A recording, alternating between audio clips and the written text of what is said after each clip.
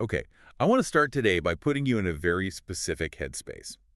It's 1998.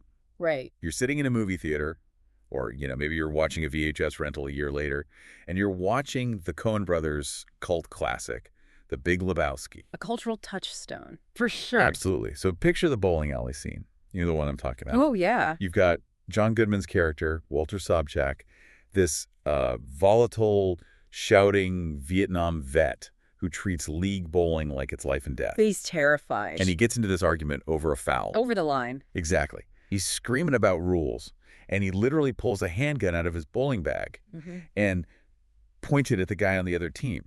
The guy he's threatening is named Smokey. Market Zero Smokey. Right. And Smokey is just this terrified, fragile pacifist with a gray ponytail just trembling in the face of this absolute maniac. That's a hilarious, chaotic scene. It is. But here is the reveal that always blows people's minds.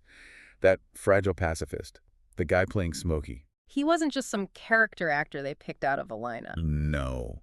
That was Jimmie Dale Gilmore, a legitimate, honest-to-God Texas country music legend. A man whose voice has been described as, and I love this quote, a cross between a coyote and a choir boy.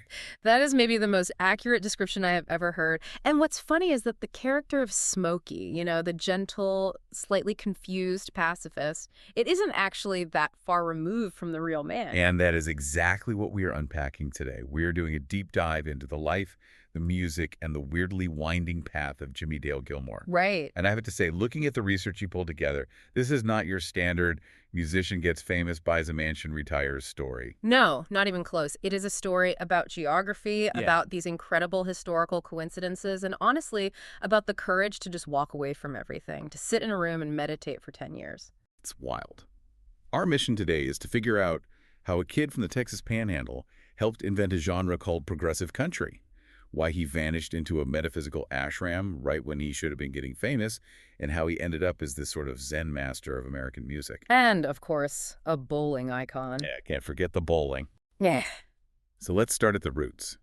To understand Jimmie Dale Gilmore, I feel like you have to understand the dirt he was standing on. The geography is absolutely essential here. Jimmy was born on May 6, 1945, in Amarillo, but he was really raised in Lubbock, Texas. Now, for listeners who haven't had the pleasure of driving through the Texas Panhandle, we really need to paint this picture, because it is distinct. It is. Lubbock is flat. I mean, aggressively flat. It is incredibly windy, it is dusty, and back in the 1950s, it was technically dry, so no alcohol sold legally. It was a very conservative, religious, isolated place. It sounds, well, a little bleak, to be honest. It can be.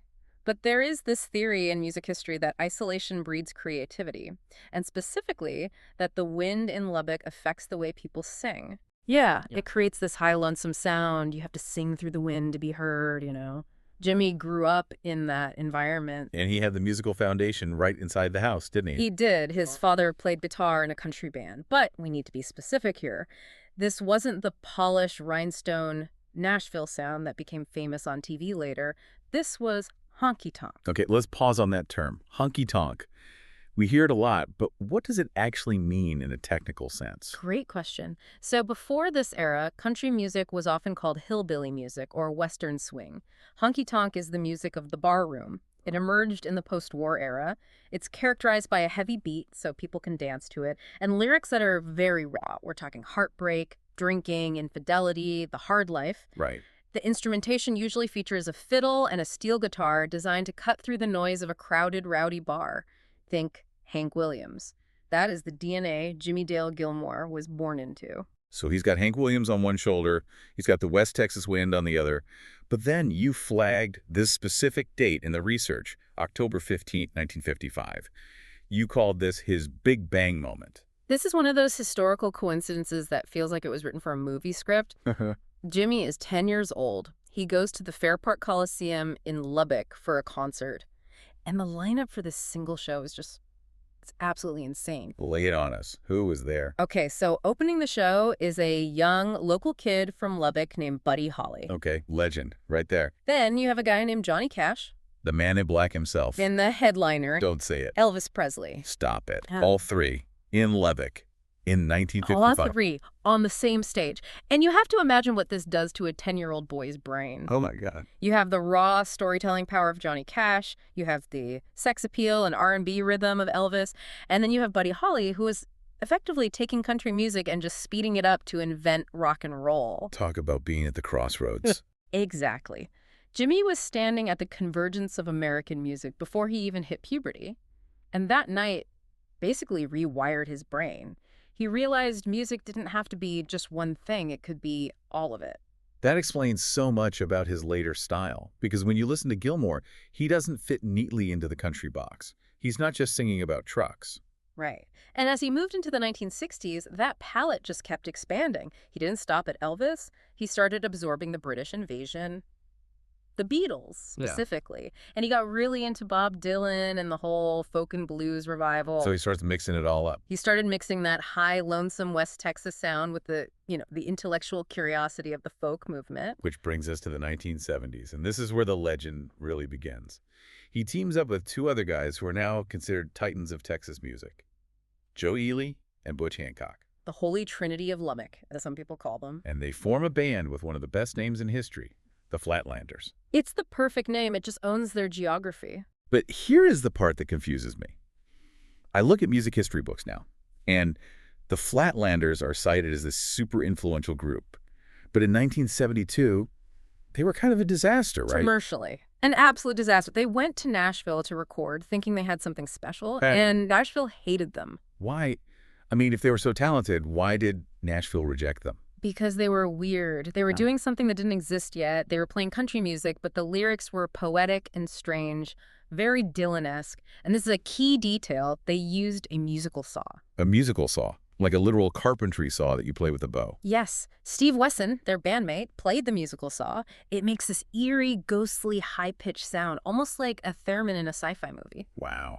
So imagine walking into a polished Nashville studio in 1972 where everyone is trying to make smooth radio hits and these long-haired Texans walk in with a carpentry saw and songs about the cosmos. Okay, I get to see the executives just sweating. It was too much. The record label barely released it. They put it out on 8-track tape with almost zero distribution and then just buried it. The band broke up shortly after. And that was it. Everyone went their separate ways. It was, by all accounts, a failure. But we're talking about them now. Because of the slow burn. Over the next nearly 20 years, bootleg tapes of that session started circulating among musicians. Songwriters would hear it and go, wait, what is this?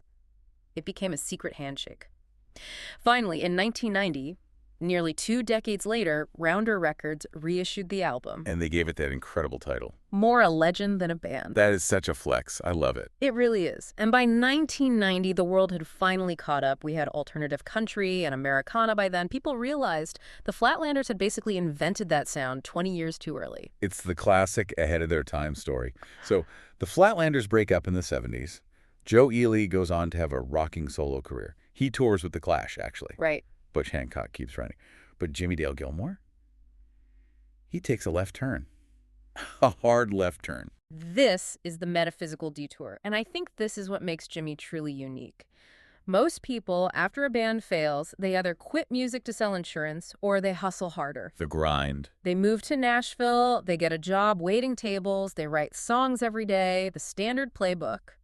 But not Jimmy. Jimmy Gilmore didn't grind. He went to Denver, and he moved into an ashram. An ashram in Denver. Yes. He became a follower of Prem Rawat, who was this teenage Indian guru, also known as Maharaji. And we aren't talking about a weekend yoga retreat. Jimmy spent most of the 1970s living in this community studying metaphysics and meditation. Okay, I need to understand the connection here. How do you go from honky-tonk, which is beer, trucks, cheating, and dusty bars, to Indian metaphysics? They seem like polar opposites. Are they, though? That's the question. Tell me more. How do you connect those dots? Think about the very best country songs. What are they about? They are about suffering. They are about the human condition. Why did she leave me? Why is life so hard? I'm so lonesome I could cry.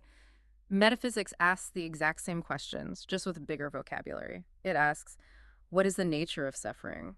Is the loneliness real? What is reality? That is fascinating. So he was basically taking the "my dog died" country trope and elevating it to "does the dog even exist?" Laughs, essentially. And this is what defines progressive country, or the cosmic cowboy scene that was bubbling up in Austin.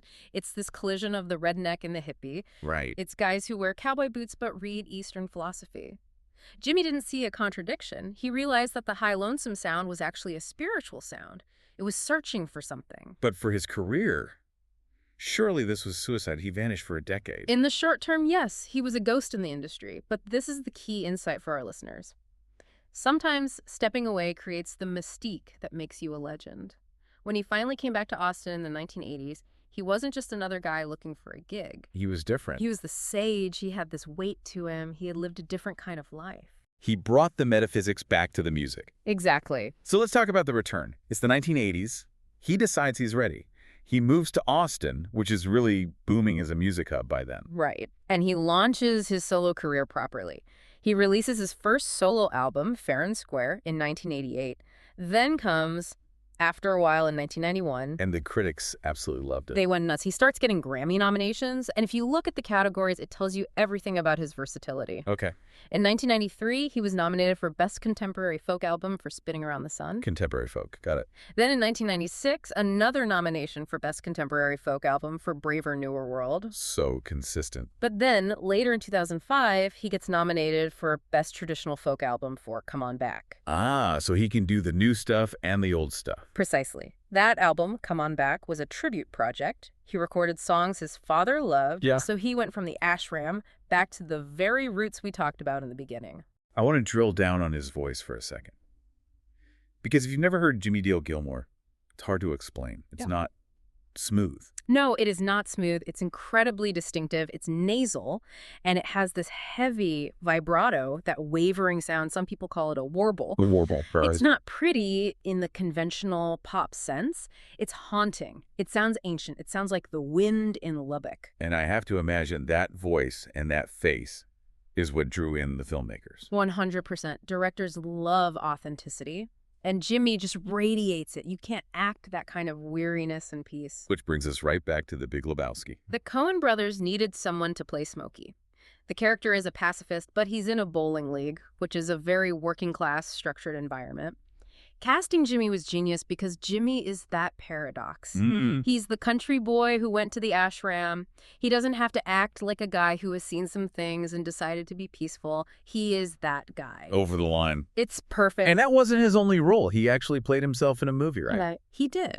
In 1993, he was in Peter Bogdanovich's film The Thing Called Love. It was a story about young songwriters trying to make it in Nashville. Oh, with River Phoenix. That's the one. And it makes sense if you're making a movie about the struggle of songwriters to be authentic. Jimmie is the ultimate example of the pure artist who didn't sell out. And his music made it into films, too. Yes. His song Braver Newer World was featured in the 1995 Noah Baumbach film Kicking and Screaming. And more recently, his cover of Mac the Knife, which is from his album One Endless Night, ended up on the soundtrack of the 2009 film A Prophet. Mac the Knife, the Bobby Darin swing song. Yes, but Jimmie slows it way down. He makes it acoustic and creepy. It fits perfectly in a French crime drama. Wow. It just shows that his voice transcends the country label. It works in a French prison movie just as well as a Texas honky-tonk. I also saw a note here about Willie Nelson. You can't have a Texas deep dive without Willie. It's basically the law in Texas. Did their paths cross? They certainly did, and for a very important cause. In 1994, Gilmore teamed up with Willie Nelson to sing the song Crazy for the album Red Hot Plus Country. Oh, that album. This was an AIDS benefit album produced by the Red Hot organization. That's amazing. Yeah. And huge at the time, because country music wasn't exactly known for being at the forefront of AIDS activism in the early 90s. No, it wasn't. And that's the progressive part of Jimmie again. He and Willie coming together for that showed that the Texas music scene was inclusive in a way that the mainstream industry wasn't always ready to be. It was a statement. And speaking of legacy and passing the torch, the musical gene didn't stop with Jimmie. No, it didn't. We should mention his son, Colin Gilmore. He's also a fantastic singer-songwriter based in Austin. Oh, cool. He's got a bit of that Gilmore DNA in his voice, but he's doing his own thing, so the lineage is safe. So let's zoom out a bit. We've covered a lot of ground here. We went from that Coliseum in Lubbock watching Elvis and Buddy Holly To the lost recordings and the musical saw of the Flatlander. to the silence of the ashram in Denver. And finally, to the Grammy nominations and the bowling alley in the Big Lebowski.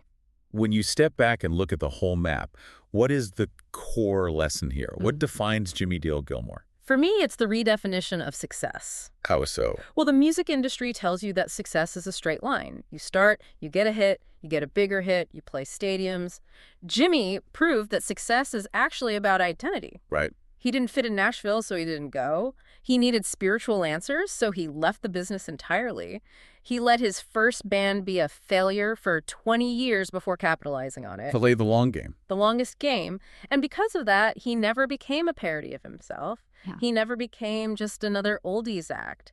He remained an artist. Mm-hmm. He represents that specific Texas idea that you can be a cosmic cowboy. You can love your roots, love the land, and still have your head in the stars asking big philosophical questions. I love that image, the cosmic cowboy. It's really the only way to explain him. I want to leave our listeners with a final thought to mull over. Something that struck me while we were researching his lost decade. Let's hear it. We live in a culture now, especially with social media, where if you aren't posting, you don't exist.